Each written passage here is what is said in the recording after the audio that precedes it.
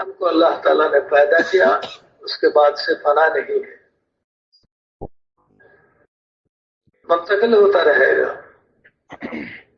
एक जगह से दूसरी जगह, वहां से फिर आगे फिर आगे फिर आगे करते करते खूबसूरत के किनारों पर जाके खड़ा होगा। उधर जन्नत है और खूबसूरत के नीचे जहन्नुम है। वो बंदा कामयाब है जिसको अल्लाह ताला ने जहन्नुम से बचा लिया और जन्नत में दाखिल कर दिया, वो कामयाब है। फमन ज़ुहज़िहा अनिन नार वउदखिलल जन्नत फक़द फ़ाज़। मेरे मोहतरम दोस्त और बुजुर्गों, सिर्फ यही कामयाबी है। इसके अलावा जितने चीजों के साथ हमने कामयाबी का लक़ब लगाया, धोखा है, धोखा है। किसी के जहन में ये बात होती है कि अगर उसको उसके हाथ में कभी काफी माल आ जाए फिर वो कामयाब हो जाएगा, ये धोखा है। एक दिन ये माल, उसका माल या तो उसके हाथ में दूसरे के हाथ में चला जाएगा या तो मौत के बाद उससे अलग हो जाएगा। माल उसके साथ जाने वाला नहीं है, न किसी के साथ गया, न किसी के साथ जाता है, न किसी के साथ जाएगा। इसका ताल्लुक दुनिया की जिंदगी के साथ है, ज्यादा से ज्यादा। पहले भी छूट सकते हैं, वो हो और उसके पास माल ना हो। कोई ये समझता है कि उसको अगर किसी बड़े बड़े सर्टिफिकेट मिल जाए तो कामयाब हो जाएगा, ये भी उसका धोखा है।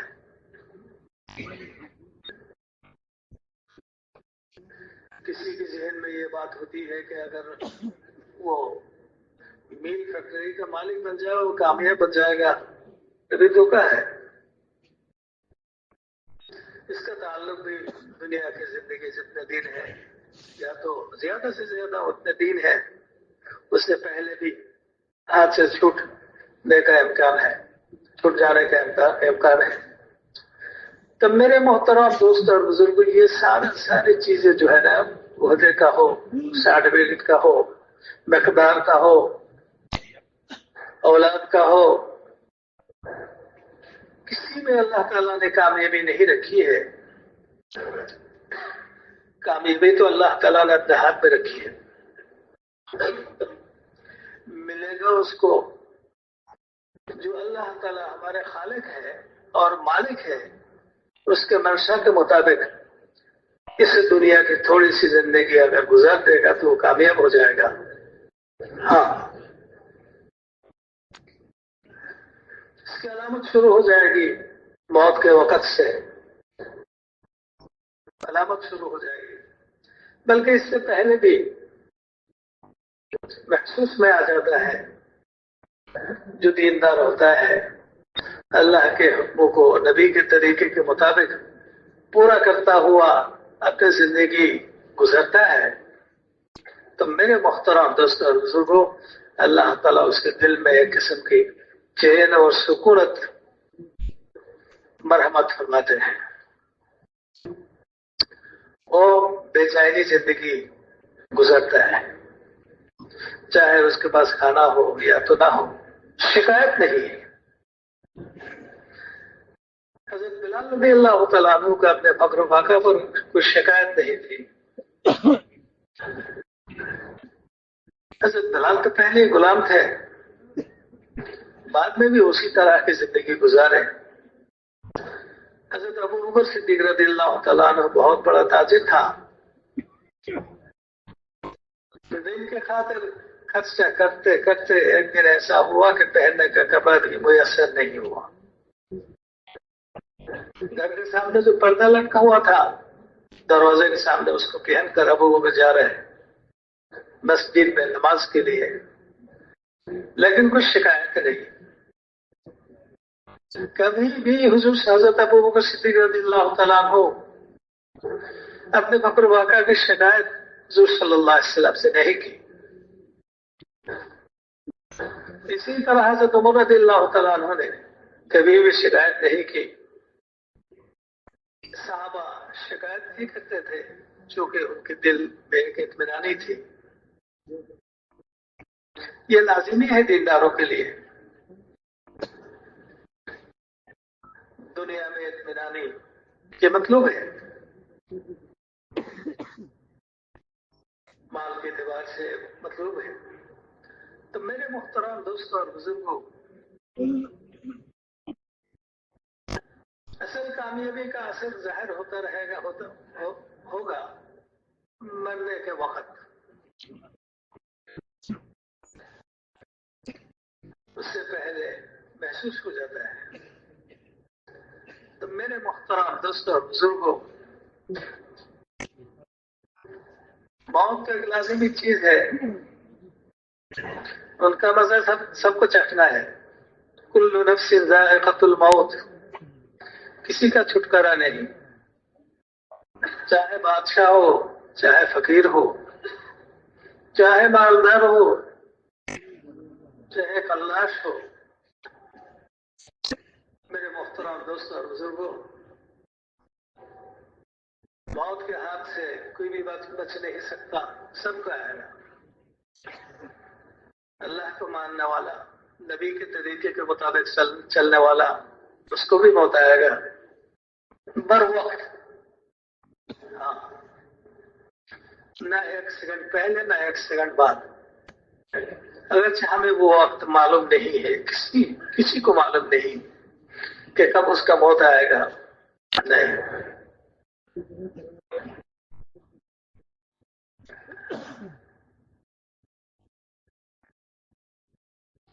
اور موت کے فرشتے کا آنا جو ہے وہ اللہ کی طرف سے وہ پہنچ جائے گا. اس کے آنے نہ آنے میں ہمارے اختیار کا کوئی مسئلہ نہیں. ہم اگر چاہیں گے تو آئے گا، نہیں چاہیں گے نہیں آئے گا. دنیا میں ایک ہی بندے تھے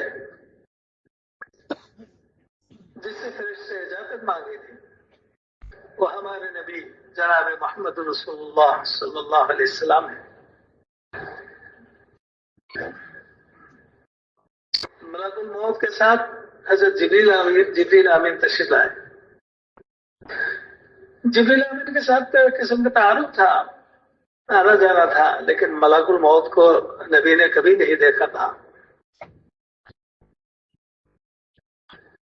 جبریل امین نے سلام عرض کیا کہ یا رسول اللہ،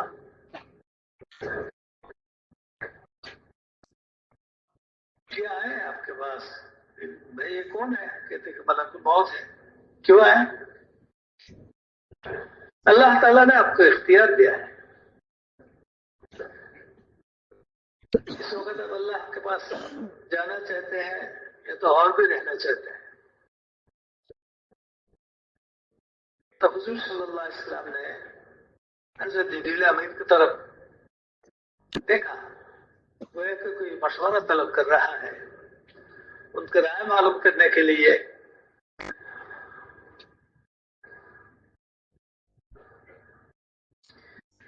تو جبریل امین نے اشارہ کیا کہ اللہ تعالیٰ بہت ہی آپ کی ملاقات کی منتظر میں ہے. تو حضور صلی اللہ علیہ وسلم تیار ہو گئے. یہ شرف اور کسی کو حاصل نہیں ہوگا، نہ اس سے پہلے ہوا نہ اس بعد میں ہوگا. یہ صرف حضور صلی اللہ علیہ وسلم کے لیے ایک شرف تھا.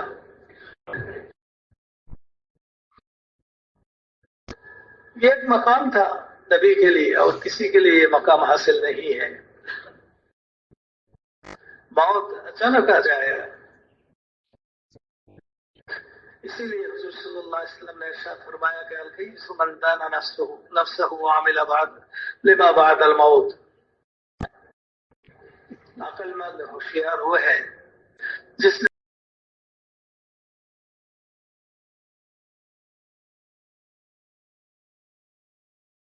اپنے آپ کو کنٹرول میں رکھا کنٹرول میں کیسے رکھتے ہیں؟ گاڑی کے لیے بریک ہوتے ہیں جس سے کنٹرول کرتے ہیں چلانے والا. ہم اپنے نفس کو کنٹرول کیسے کریں؟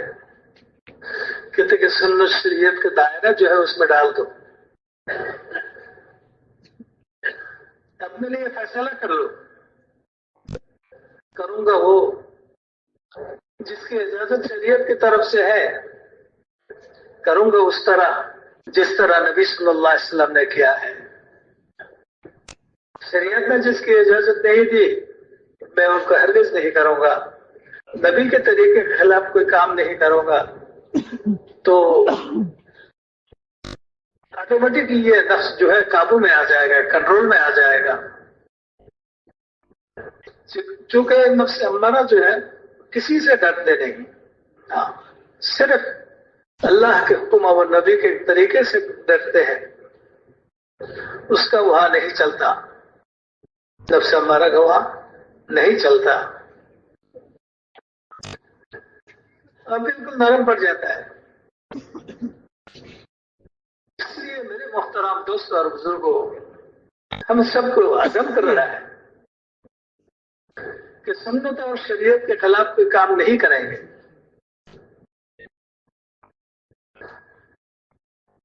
پہلی ذمہ داری تو یہ ہم نیت کر لیں انشاءاللہ سنت شریعت کے خلاف کوئی کام نہیں کریں گے. دوسری ذمہ داری ہے کہ اس پر عزم کر لیں. جب بندہ کوئی کسی بات کا عزم کرتا ہے تو اس بات کو پورا کرنے کے لیے اللہ کی طرف سے جتنے مدد ملنا چاہیے وہ مدد اللہ تعالی کرتے ہیں, مل جاتا ہے اس کو. فرماتے ہیں کہ بھائی عزم کا فتوکل علی اللہ, جب تم نے عزم کیا تو اللہ پر بھروسہ کرو, یعنی اس کو پورا کرنے کے لیے اللہ کی طرف سے جو مدد ملنی چاہیے وہ مل جائے گا. میرے محترم دوست اور بزرگوں, کسی بھی عمل پر اترانا نہیں, کیونکہ کوئی بھی بندہ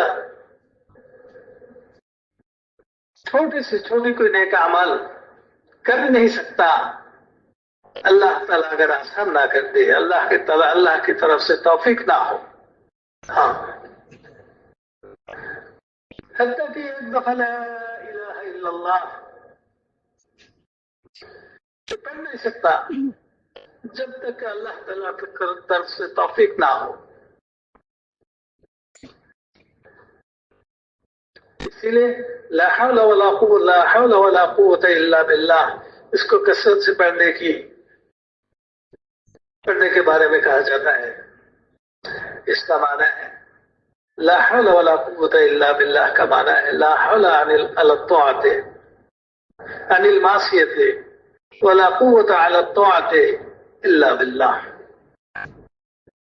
نہ تو مجھ میں گناہ سے پھر بچنے کی کوئی طاقت ہے, نہ کوئی نیک کام کرنے کا کوئی طاقت ہے, سوائے اللہ کے توفیق کے. اللہ تعالیٰ نے اگر توفیق دے دی تو ہم کر سکتے ہیں, اور نہیں دیا تو ہم نہیں کر سکتے ہیں. اس لیے میرے محترم دوست اور بزرگوں, جب بندہ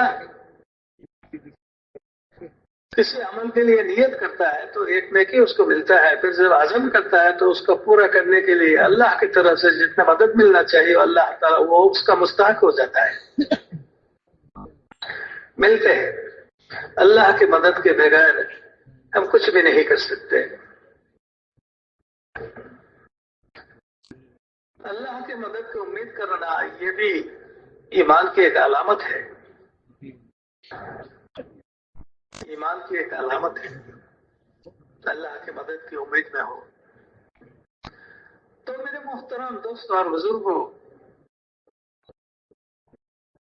عقل مند وہ ہے جو اپنے نفس کو کنٹرول میں رکھے.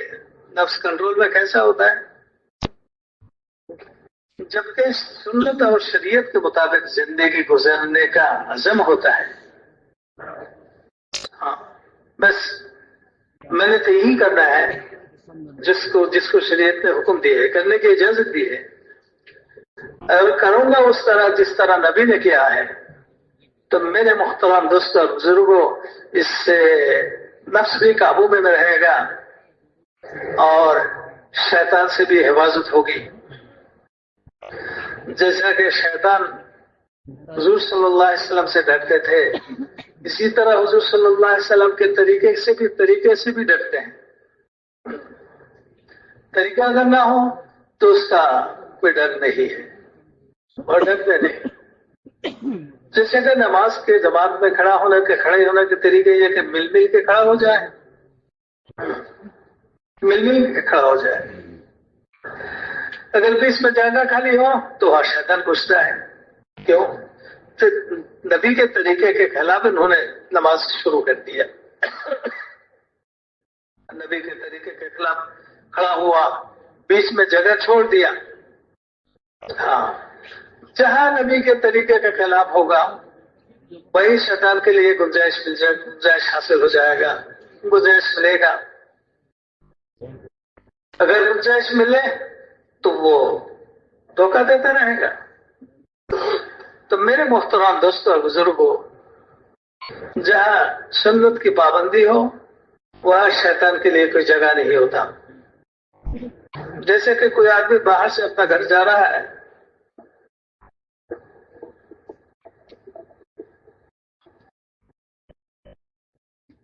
تو گھر میں داخل ہونے سے پہلے السلام علیکم کہتے ہیں. شیطان اپنے ساتھیوں سے کہتا ہے کہ چلو یہاں اس گھر میں ہمارے لیے کوئی جگہ نہیں ہے, داخل ہونے کی کوئی صورت, کوئی پرجا نہیں ہے, ہٹو یہاں سے. اور سلام اور بسم اللہ کے علاوہ اگر اس نے داخل ہو گیا تو شیطان پیچھے والوں کو بلاتے آج جگہ مل گیا. کیوں؟ سنت کے مطابق داخل نہیں ہوا, اس لیے شیطان کے لیے گنجائش نکل آئی. ہاں, کھانے کے لیے بیٹھا تو اگر بسم اللہ سے شروع کیا تو شیطان مایوس ہو جاتا ہے, کہتے چلو اس گھر میں ہمارے کھانے پینے کا کوئی انتظام نہیں ہے. اس نے بسم اللہ پڑھ لیا. اگر بسم اللہ کے بغیر کھانا شروع کیا تو شیطان ساتھ ساتھ اس کے ساتھ ساتھ کھانے میں لگ جاتا ہے. جو آدمی شیطان کو ساتھ لے کے گھر میں داخل ہوتا ہے اور شیطان کے ساتھ لے کر کھانا کھاتا ہے, یہاں تک کہ بیوی کے پاس گیا اور وہاں بھی اس نے بسم اللہ نہیں پڑھی تو شیطان اس میں شریک ہو جاتا ہے. کیا وہ بندہ آہستہ آہستہ باعزت مستوی بن جائے گا, امام ابو حنیفہ بنے گا, صحابی بن جائے گا. شیطان میں اور اس میں کوئی فرق نہیں ہوگا, وہ ہمیشہ شیطان کے چنگل میں رہے گا. شیطان اس کو جس طرح چاہے گا اسی طرح استعمال کرے گا. میرے محترم دوست اور بزرگوں, اس زمانے میں امت کے تنزلی کا سبب صرف یہ ہے کہ امت نے سنت کے مطابق زندگی گزارنے کو چھوڑ دیا. لاکھوں کروڑوں ہزار کروڑ روپیہ خرچ کرتے ہیں سنت کے خلاف زندگی گزارنے کو رواج دینے کے لیے. لباس سنت کے خلاف ہو, چال چلن سنت کے خلاف ہو, کھانے پینے کا طریقہ سنت کے خلاف ہو, بیاہ شادی سنت کے خلاف ہو. اس لیے میرے محترم دوستوں بزرگوں, امت مسلمہ نصرت الہی اور مدد الہی سے محروم ہو گیا. کسی زمانہ میں بھی, حتیٰ کہ حضور صلی اللہ علیہ وسلم کے موجودگی میں جو کفار سے مقابلہ ہوتا تھا نہ تو تلوار کے زور سے, نہ تو فوج کی کثرت سے, بلکہ اللہ کی مدد سے. اسی بات کو حضور صلی اللہ علیہ وسلم نے اظہار فرمایا.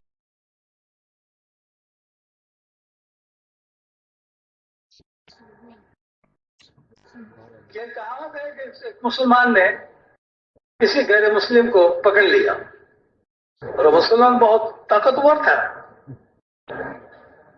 ہمت بھی تھی، پکڑ کر اس کو لٹا دیا، اس سینے میں بیٹھ گیا اور تلوار نکالا، چھرا نکالا، اس کے گلے میں رکھا،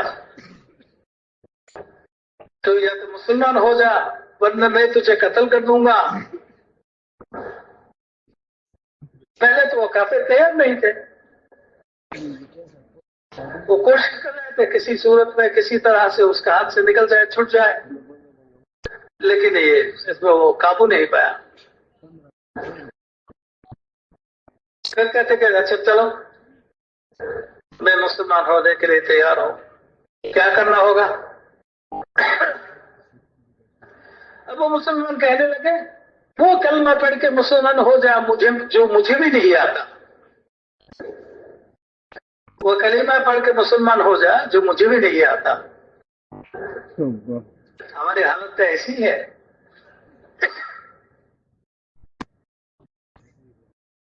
اخلاق کو اچھا بنانے کی ضرورت محسوس ہے، نیت بھی ہے، لیکن پتہ نہیں کہ حضور صلی اللہ علیہ وسلم کے اخلاق کیا تھے،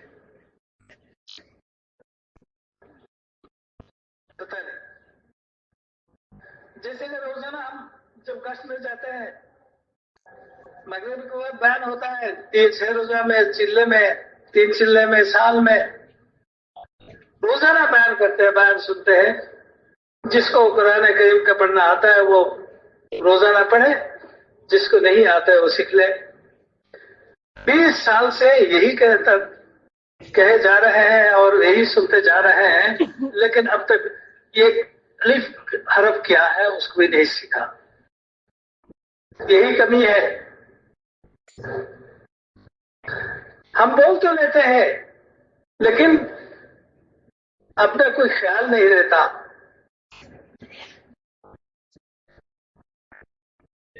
اپنا حساب نہیں کرتا، اپنے کو کھود کا کارگزاری نہیں سناتے۔ 3 سال پہلے کے علم کی کیا حالت تھی اور اب کیا ہے؟ 10 سال پہلے کیا کیا جانتے تھے اور 10 سال پورا ہو گیا تبلیغ میں لگنے کے بعد، تو اب کتنا کچھ حاصل کیا، کتنا کچھ سیکھا، ہم جانتے نہیں ہیں۔ حالانکہ حساب کرنا ہے، جو دنیا میں اپنا حساب کرتا رہے گا آخرت میں اس کا حساب آسان ہو جائے گا۔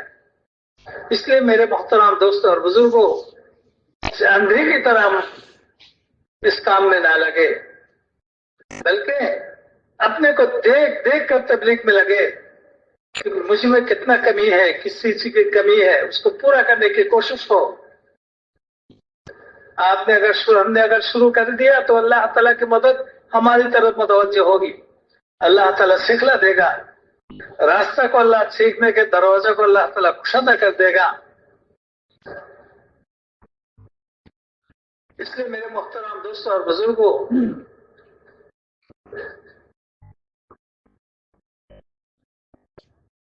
دین سیکھنا ہے۔ دین اگر اپنے اندر ہو تو تبھی تو دین کی تبلیغ کر سکتے ہیں، اگر نہ ہو تو جہالت کے ساتھ تبلیغ نہیں ہوتے۔ ہر نبی کو اللہ تعالیٰ نے آسمان سے علم دیتے تھے، ہر نبی کو، جہالت کے ساتھ تبلیغ نہیں ہوتی۔ اس لیے میرے محترم دوستوں اور بزرگوں، ہماری محنت میں علم اور ذکر بہت ہی ضروری ایک نمبر ہے۔ علم سے جہالت کا ختم کرنا ہے اور ذکر سے غفلت کو ختم کرنا ہے، اور وہ غفلت بہت بڑا گناہ ہے، بہت بڑا گناہ ہے اس امت کے لیے۔ کل ہم نے سنا کہ مغرب کے بعد حضرت مولانا احمد اللہ صاحب بیان فرما رہے تھے، ایک دفعہ ہم ان کے ساتھ سفر میں تھے، افریقہ کے ممالک میں، ڈربن میں اجتماع تھا، اس اجتماع میں کارگزاری سنائی۔ ایک دفعہ حضرت کا تشکیل ہوا 4 مہینے کے لیے بیرونی ممالک میں، جماعت تیار ہوئے، سب مرکز پہنچ گئے، ہدایت کی باتیں ہوئی، سب نے سنی، اور باقاعدہ حضرت جی انعام الحسن رحمۃ اللہ علیہ جو آخری حضرت جی ہے اسے مصافحہ ہوا۔ کھانے سے فارغ ہونے کے بعد مرکز سے نکلے، ساتھی سامان ترتیب سے رکھ رہے تھے۔ حضرت نے بتایا، میں نے ان ساتھی سے کہا کہ تم اپنے ہمارے سامان کو ترتیب سے رکھو، میں اتنے میں آتا ہوں۔ سیدھا میں نے حضرت کے پاس پہنچ گیا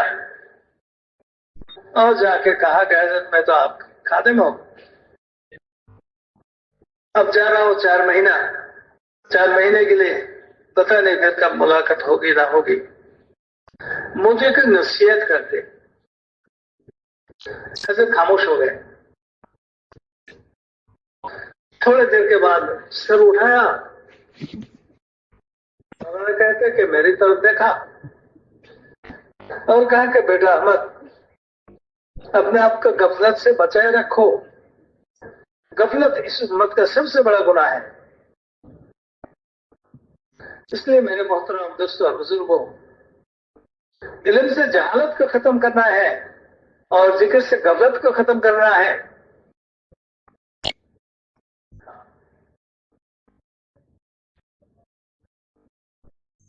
ذکر شروع کرنا ہے ادعیہ مسنونہ سے۔ یہ بندے کی حفاظت کا ایک دائرہ ہے، جو بندہ اس کے اہتمام کرتا ہے اللہ تعالیٰ اس کو حفاظت کرتے ہیں۔ ہاں، جیسے کہ واش روم میں جانے سے پہلے ایک دعا ہے، نکلنے کے بعد ایک دعا ہے، جو دعا پڑھ کر واش روم میں داخل ہوتا ہے اس کا سطر شیطان کی نظر سے اجالا رہتا ہے، وہ دیکھ نہیں پاتا، ورنہ حدیث میں آتا ہے کہ شیطان اس کے شرمگاہ سے کھیلتا ہے۔ حفاظت ہے دعا، اللہم انی اعوذ بک من الخبث والخبائث، دعا بھی ہے، طریقہ بھی ہے۔ بائیں طرف سے داخل ہو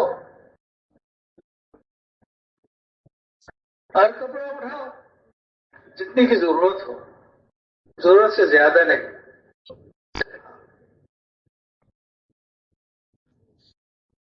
نکلنے میں دعا بھی ہے اور طریقہ بھی ہے۔ دائیں باہر سے نکلو، اللہ کرے ہمارے دل میں اللہ تعالیٰ سنت کی شوق اور محبت پیدا کر دے۔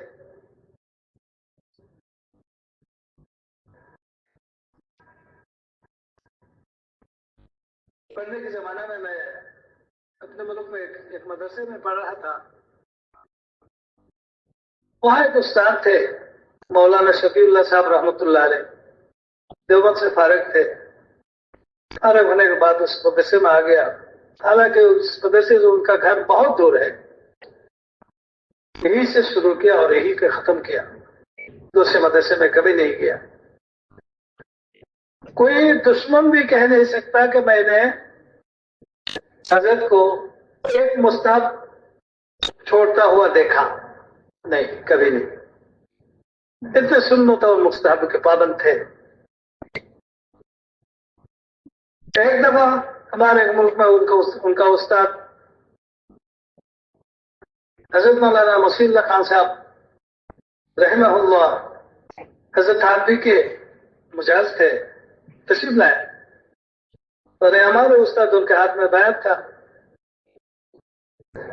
تو گئے وہاں سے اپنے شیخ سے ملنے کے لیے۔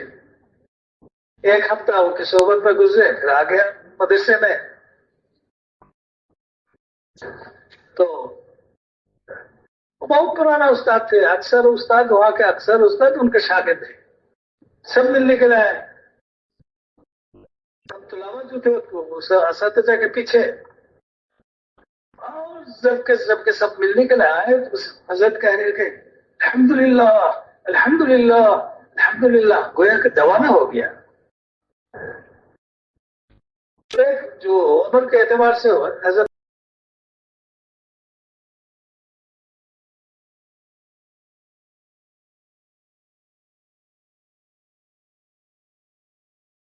منع کیوں کرے گا؟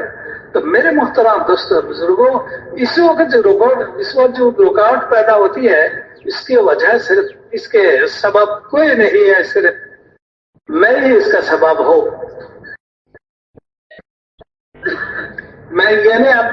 میں نے اللہ کے راستے میں سفر کرنے کے باوجود ہم نے اپنی زندگی میں تبدیلی نہیں لائی، یہ قصوری ہے، ہم نے اپنی زندگی میں تبدیلی نہیں لائی۔ اگر زندگی میں تبدیلی آتا تو میرے محترم دوستوں اور بزرگوں اتنی باتوں کی ضرورت نہیں پڑتی۔ لوگ مسلمان کو دیکھتے ہی اپنی زندگی میں تبدیلی لے آتے۔ صحابہ صرف اتنا فرماتے کہ کونوا مثلنا، ہم جیسے ہو جاؤ۔ کیا ہو جاؤ؟ ہم جیسے ہو جاؤ۔ تو اس لیے میرے محترم دوستوں اور بزرگوں، حضرت سے عرض ہے،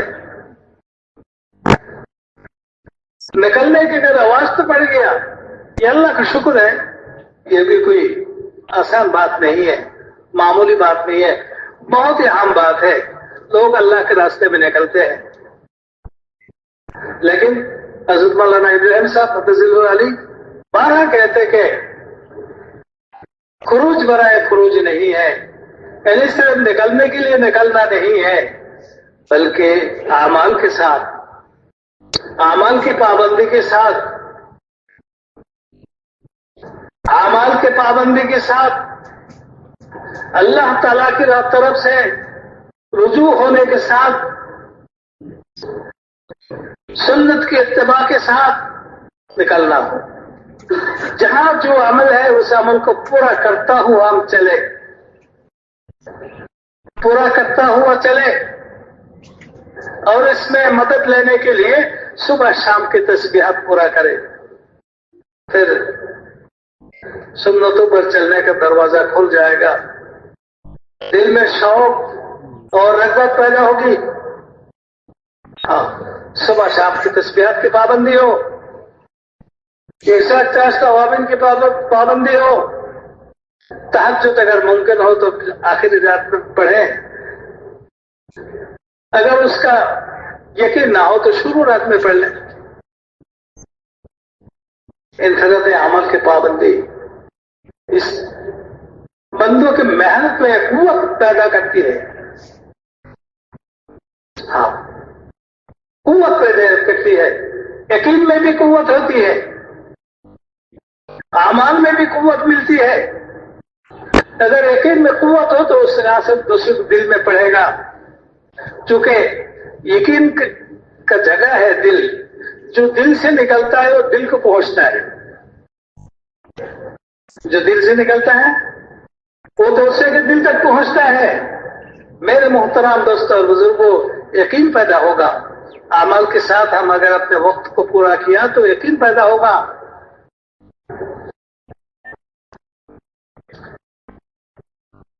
آخرت کا منظر ہمارے سامنے ظاہر ہوگا، صاف ہوگا۔ ہاں، یہ سمجھنا ہے، دین پر چلتے چلتے چلتے چلتے آخرت کا منظر جو ہے وہ صاف ہوتا ہے۔ ایک صحابی تھے، حضور صلی اللہ علیہ وسلم سے ملے صبح کو، نبی نے فرمایا کہ کئی بار اصبحت یا حارثہ، اے حارثہ تم نے کس طرح صبح کیا؟ حضرت حارثہ رضی اللہ تعالیٰ عنہ نے کہا کہ اصبحت مؤمن حقا یا رسول اللہ، پورا ایمان کے ساتھ میں نے صبح کیا۔ نبی نے پوچھا کہ لکل حق حقیقت وما حقیقت ما تقول، ہر بات کی ایک دلیل ہوتی ہے، تم نے جو کہا ہے اس کی دلیل کیا ہے؟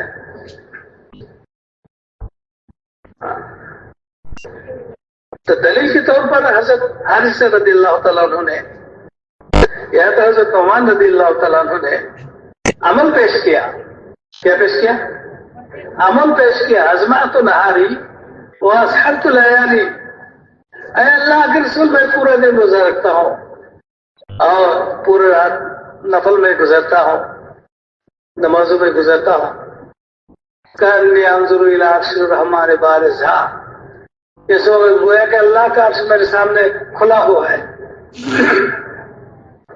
وَإِلَىٰ أَهْلِ النَّارِ وَهُمْ يُعَذَّبُونَ. گویا کہ جہنمی کی حالت جو ہے میرے سامنے صاف ہے، ان کا عذاب دیا جا رہا ہے. وَإِلَىٰ أَهْلِ الْجَنَّةِ وَهُمْ يَتَعَاوَنُونَ. اور گویا کہ جنتیوں کا حال میرے سامنے صاف ہے کہ ایک دوسرے سے خوشی خوشی مل رہے ہیں. تو میرے محترم دوستوں اور بزرگوں، اگر یقین پر دین پر چلے، اعمال کو پورا کرتے ہوئے چلے، اللہ کو راضی کرنے کی راضی کرنے کی نیت سے چلے، اپنے آپ کو غفلت سے بچاتے ہوئے ذکر کے ساتھ چلے، سنت کے مطابق عمل کرتے ہوئے چلے. سنت کے مطابق عمل کرنا یہی معنی ہے علم کے مطابق عمل کرنا. چونکہ جو علم ہمارے مدرسے میں پڑھایا جاتا ہے اس کا علم نبوی کہتے ہیں. اس کا نام کیا ہے؟ علم نبوی ہے. تو میرے محترم دوست اور بزرگ، سنت کے مطابق چلے، یعنی علم کے مطابق چلے، پھر آہستہ آہستہ یہ محنت اس کے اندر ایک صحیح یقین پیدا کرتا ہے.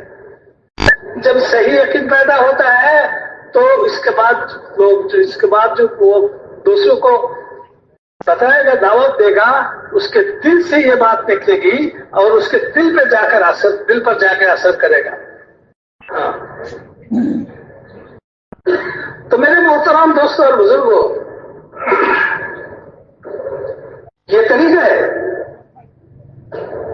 اس محنت کی.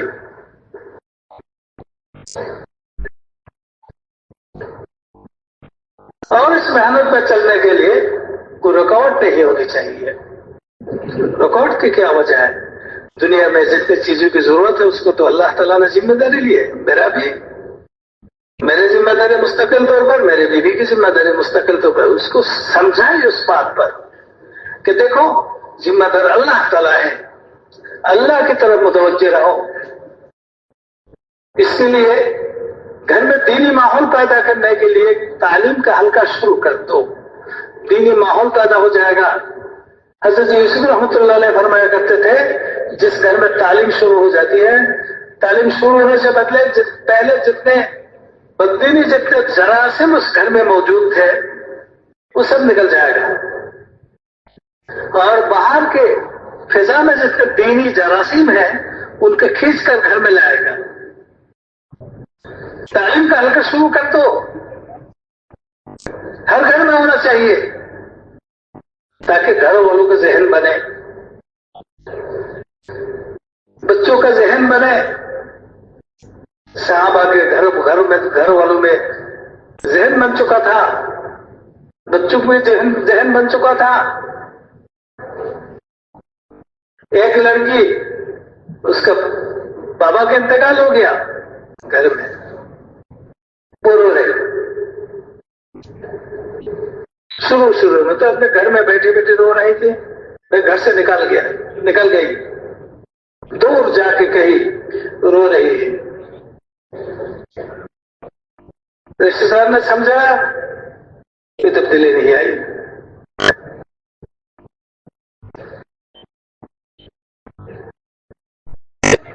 ان کے سہیلی جن میں تھے وہ آگے انہوں نے سمجھا، نہیں مانی. کہتے گئے. پھر ایک دفعہ انہوں نے وہ لڑکی کہنے لگی کہ دیکھو آج تو تم لوگ مجھے سمجھا رہی ہو، تسلی دے رہی ہو، لیکن کل جب کہو گے میرا باپ تو بدر میں شہید ہوا، وہ کہے گا کہ اس کا باپ احد میں شہید ہوا، اور مجھے تم لوگ کہو گے کہ تمہارے باپ کے گھر میں اس کا انتقال ہوا. میرا باپ شہید کیوں نہیں ہوا؟ میں اس پر رو رہا ہوں، مرنے پر نہیں. ذہن بن چکی تھی، چونکہ گھر میں دینداری تھی، اور گھر میں دینداری لانے کے لیے آسان نسخہ ہے، تعلیم کا حلقہ شروع کر دو. آپس میں 6 نمبر کا مذاکرہ ہو، اعمال کی ترغیب ہو، سنت شریعت کا مذاکرہ ہو. انشاءاللہ اگر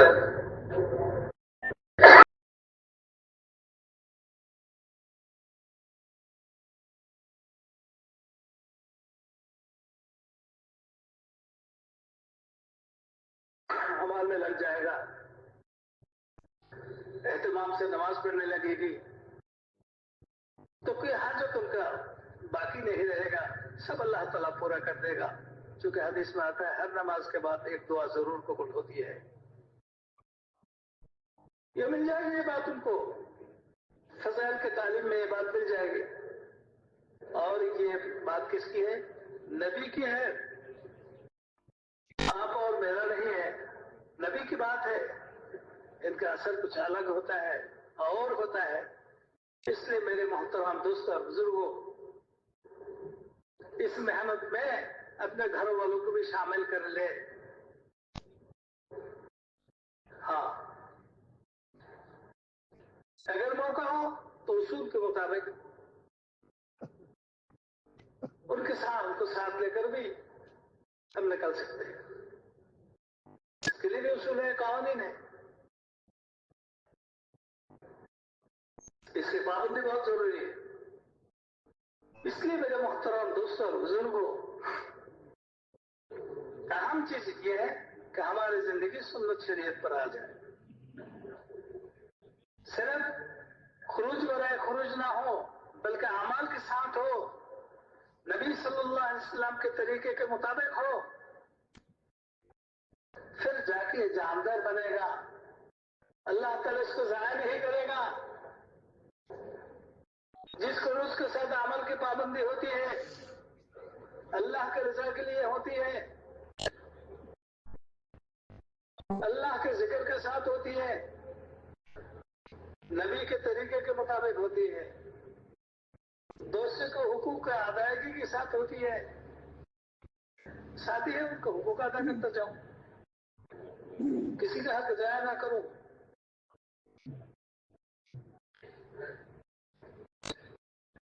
اور پورے دنیا کی انسانیت میں تبدیلی لانے کی نیت سے ہوتی ہے تو اللہ تعالیٰ اس کو ضائع نہیں کرتے.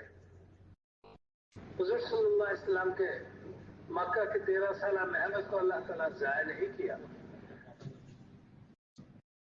مدینے چلے تو گئے، لیکن ادھر سے مکہ میں سے آہستہ آہستہ 2-4 کر کے مدینہ پہنچ رہے ہیں. ہاں، مخلصین کی محنت کو اللہ تعالیٰ ضائع نہیں کرتے. ہاں، کبھی ایسا ہو سکتا ہے اس وقت کوئی نتیجہ ظاہر نہیں ہوگا، انشاءاللہ ہوگا. وہ زمین شاہد ہے، جس زمین پر چل پھر کر ہم نے وقت گزارا تھا وہ زمین شاہد ہے. اس سے کبھی نہ کبھی اس کا یہ پودا نکلے گا. اس لیے میرے محترم دوستوں اور بزرگوں، اس کام کی بہت ہی اہمیت ہے اگر صحیح طریقہ پر کیا جائے. صحیح طریقہ کیا ہوتا ہے؟ اللہ کے رضا کے لیے، علم و ذکر کے ساتھ ہو، اور تسلسل کے ساتھ ہو، سنت شریعت کی پابندی کے ساتھ ہو، حقوق العباد ملحوظ ہو، کسی کا حق ضائع نہ ہو. تو پھر یہ محنت جو ہے اس دنیا میں ایک دن رنگ لائے گا. اس سلسلہ کی محنت تو حضرت ادریس رحمۃ اللہ علیہ شروع کیا تھا. جس دن آپ نے شروع کیا تھا اس دن تو آپ کے ساتھ تو کوئی بھی نہیں تھے، اکیلے ہی تھے. یہ سارا مجمع اور دنیا میں جتنے مجمع ہے سب حضرت ادریس رحمۃ اللہ علیہ کی محنت کا نتیجہ ہے. اس کا اجر سب روزانہ صبح شام ان کے قبر میں پہنچ رہے ہیں. اس لیے میرے محترم دوستوں اور بزرگوں، سب سے درخواست ہے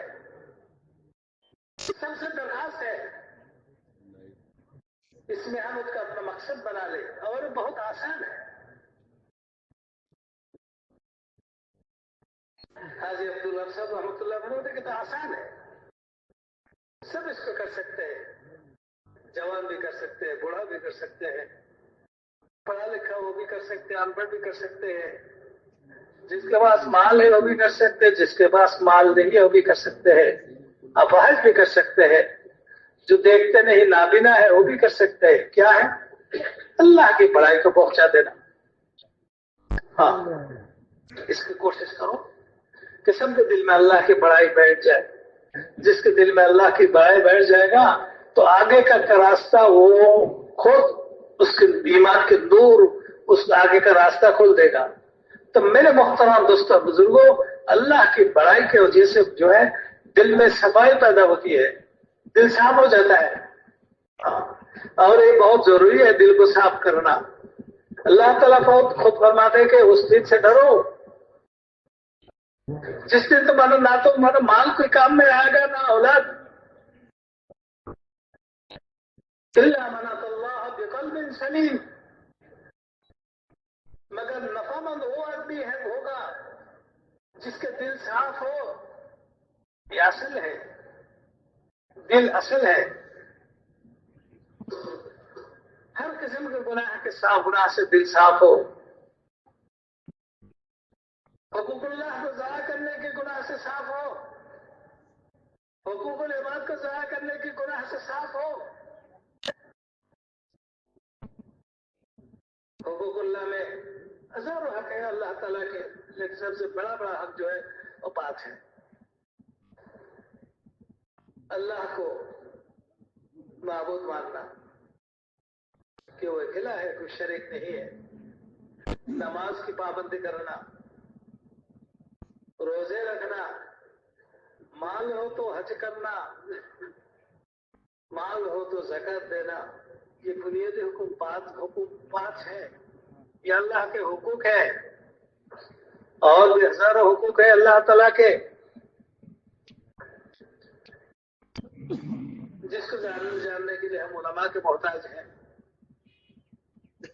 تو میرے محترم دوستوں اور بزرگوں، اسی طرح حقوق العباد بھی ہے،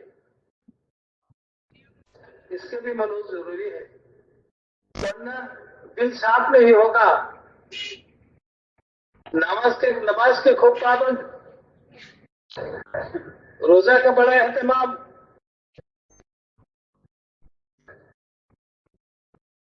ہر سال حج سے جانے کا شوق، اور کبھی کبھی جاتے بھی ہیں، زکات بھی دیتے ہیں، لیکن حقوق اللہ کے حقوق العباد کی پابندی اگر نہ ہو تو میرے محترم دوستوں بزرگوں، یہ اپنے حق میں سارا بیکار ثابت ہوگا.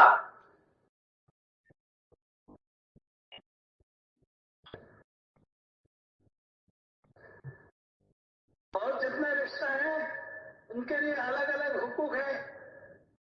عامت المسلمین کے لیے حقوق ہے، عامت الناس کے بھی حقوق ہے، دنیا بھر کے لوگوں کے حقوق ہیں. چاہے مسلمان ہو چاہے غیر مسلم ہو، سب کا حقوق ہے.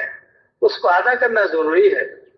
جیسے کہ اللہ کا حق ادا کرنا ضروری ہے، ویسے بندے کا حق کی ادا بھی کیا ہے، ضروری ہے.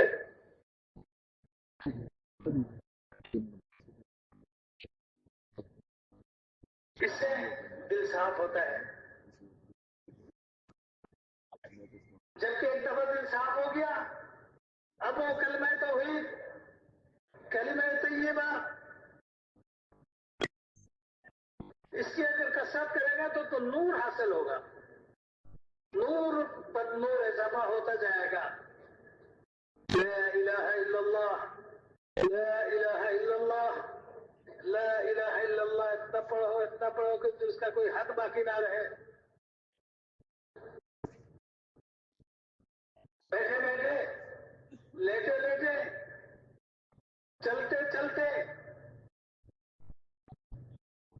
ہر جگہ اللہ کے ذکر کا ایک فضا بنے. جہاں سے میرا گزار ہو اللہ کے ذکر کے ساتھ گزار ہو.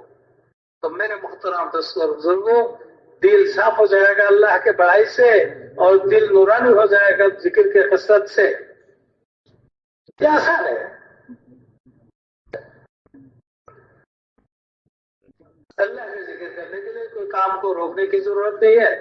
اب بازار جا رہا ہے تو اللہ کے ذکر کرتا ہو جائے. وضو ہو پھر بھی کر سکتے ہیں، وضو نہ ہو تو پھر بھی کر سکتے ہیں. تو میرے محترم دوستوں بزرگوں، یہی ایک چیز قیامت کے میدان میں کام دینے والا ہے، فائدہ پہنچانے والا ہے. یہ آسان ہے. اس لیے نبی صلی اللہ علیہ وسلم نے فرمایا کا دین آسان ہے، ولا عسر مشکل نہیں۔ اللہ تعالیٰ فرماتے ہیں کہ لا یکلف اللہ نفسا الا وسعها۔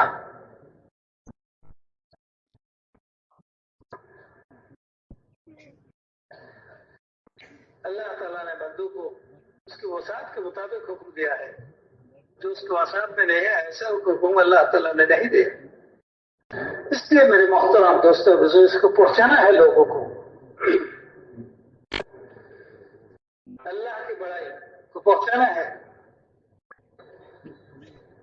حقوق اللہ کے ادائیگی کے لیے تعلیم کے حلقہ میں بیٹھا کر اس کو اس میں ترغیب دینا ہے، استعداد پیدا کرنا ہے، علماء سے جوڑ پیدا کرنے کے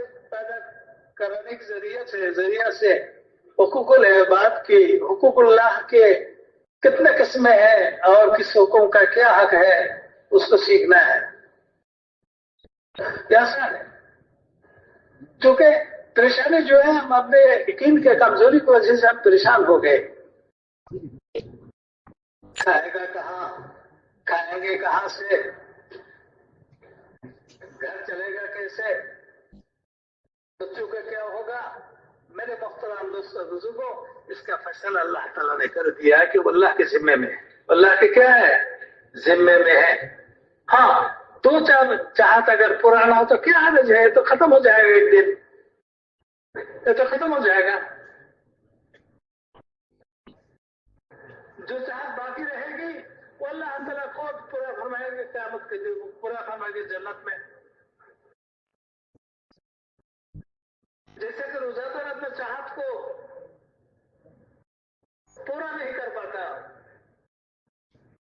بھوک ہے، گھر میں کھانا بھی ہے لیکن کھاتے نہیں، اللہ کا حکم نہیں ہے، غروب سے پہلے کھانے کی اجازت نہیں ہے، وہ تاخیر کرتے ہیں غروب تک۔ اس چاہت کو پورا نہیں ہوا ہے تو نہیں، وقت پر پورا نہیں ہوا، بعد میں ہوا، جب دل چاہ رہا تھا اس وقت پورا نہیں کر سکا۔ صرف اس کی وجہ سے اللہ تعالیٰ جنت میں خود اپنے ہاتھ پر کھانا لائے گا اور روزہ دار بندے سے فرمائیں گے کلوا واشربوا ہنیئا بما اسلفتم فی الایام الخالیہ، بندہ کھانے پی لے۔ یہ بدلہ ہے اس دین کے، زمانے ماضی کے اس دین کے کھانے کا بدلہ ہے۔ تو نے نہیں کھایا تھا رمضان میں، ہاں اللہ تعالیٰ پورا فرما دیں گے۔ اس کے لیے یقین تیار کرنا ہے کہ اس بات پر، نبی کے اس خبر پر، اللہ کے اس وعدہ پر یقین پیدا ہو۔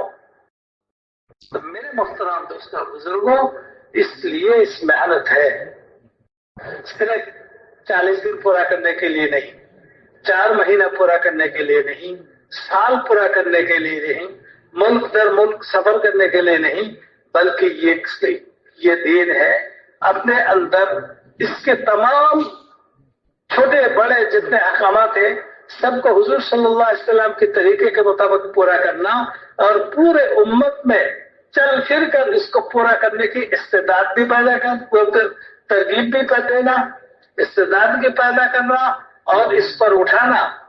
یہ ساری ذمہ داری ہم میں سے سب پر ہے، چھوٹے بڑے جو بھی ہے سب پر اس کی ذمہ داری ہے۔ اس ذمہ داری کو ادا کرنے کے لیے آپ حضرت تیار ہیں؟ اللہ تعالیٰ سب کو توفیق دے دے۔ کب تک کریں گے؟ موت تک۔ کیوں کریں گے؟ کس کے لیے کریں گے؟ اللہ کو راضی کرنے کے لیے۔ کس طرح کریں گے؟ نبی نے جس طرح کیا ہے۔ کس طرح کریں گے؟ نبی نے جس طرح کیا ہے۔ ہاں، اگر سے سننے میں تھوڑا مشکل نظر آتا ہے لیکن اصل میں مشکل نہیں۔ جو راستے میں پڑ جاتا ہے تو راستہ اس کو راستہ دکھاتا ہے۔ ہم نے اگر شروع کیا نا تو ہمارے شروع ہی راستہ کھلے گا۔ کریں گے تو انشاءاللہ اللہ تعالیٰ سب کو توفیق دے دے۔ تو پھر مہربانی کر کے اس آواز کو، اس کام کو لے کر دنیا کے کونے کونے تک